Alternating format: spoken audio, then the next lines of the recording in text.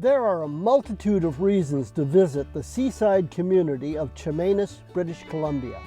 In this video, we take a look at the first 53 reasons, the 53 incredible outdoor murals that have made Chemainus a world-famous destination.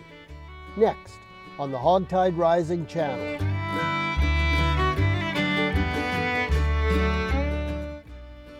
Howdy, and welcome to the HogTide Rising channel. Well, here I am in Chemainus, British Columbia.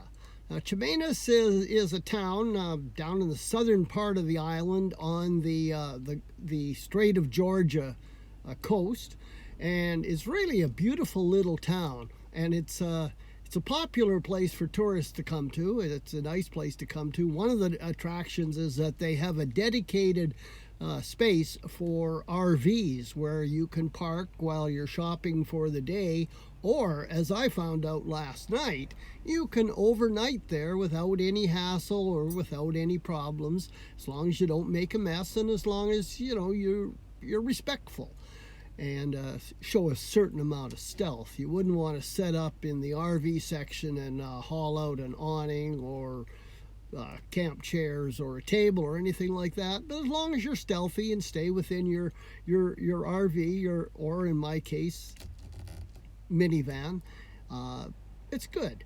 So I spent a comfortable night there. The only problem is that being that it's an RV parking space, it is on a street that gets a fair bit of traffic, but I still was able to get some sleep.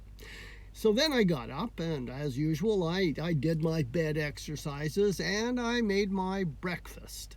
And then I went out and drove around town. I wanted to get some footage just driving around through the various streets, just to give you a bit of a taste for what Chemainus is like, and maybe catch a few of the murals in my driving video.